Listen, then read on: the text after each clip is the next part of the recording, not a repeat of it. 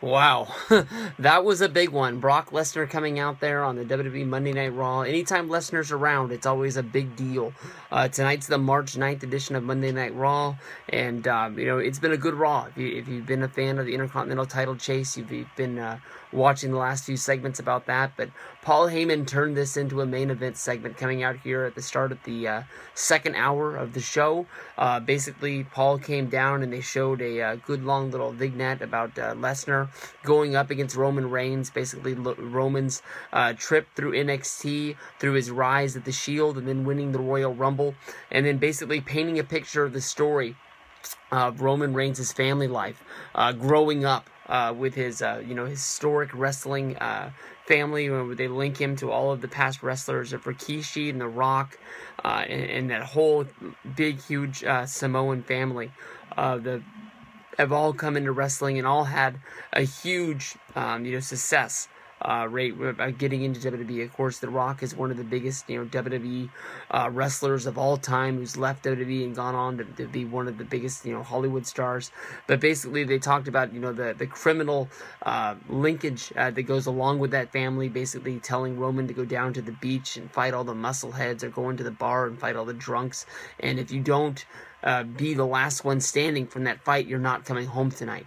And basically, Roman is being pitched to go up against the biggest wrestling star going today, and that is Brock Lesnar at WrestleMania 31. And, Paul Heyman is telling him, you're not going to come home from this fight. From the past promos, Paul has come out there and said, I would pick Roman Reigns to go out there and fight anybody on any night at WrestleMania 31. I would put my money on him, but not against Brock Lesnar.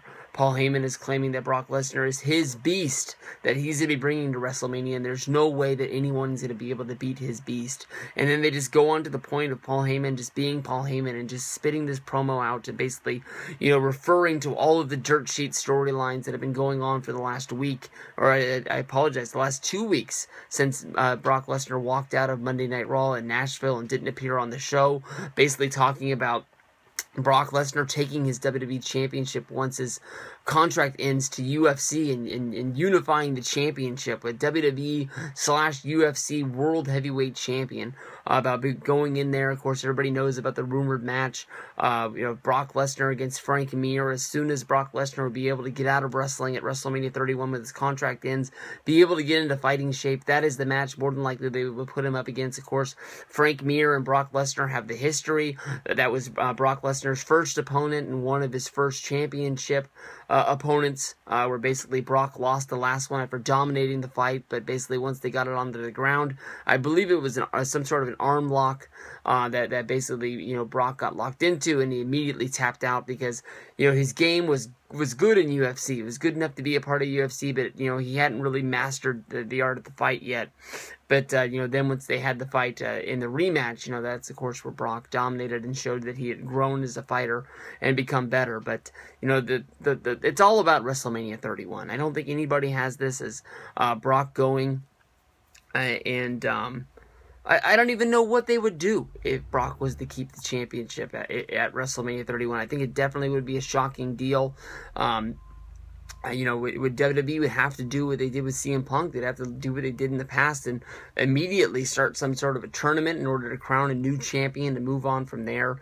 It'd be a dream situation of, what do we do now that Brock has left? And maybe they let Brock go fight one fight and then hope that he loses, where you can bring him back, and maybe if he comes back to WWE, then you could re-sign him and then just use him as a normal superstar once again, where he would, hopefully bring the championship back and put somebody over. But then again, if Brock Lesnar loses his UFC fight, why would he want to come back and fight another one? But, there's a million things that they could do, but I think everybody knows that Roman Reigns is going to be taking the championship.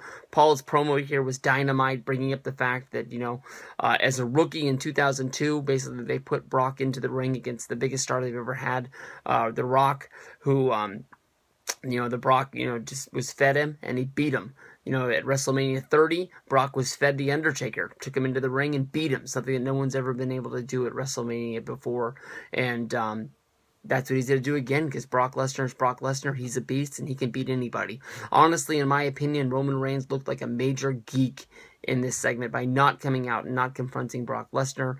The guy's calling you out. basically to your face. So we all know you're in the back. You have the main event match against the Authority, the 2-on-1, which will probably end up becoming a 5 or 6-on-1 against Roman Reigns going up against Seth Rollins and Randy Orton as a team, 2-on-1.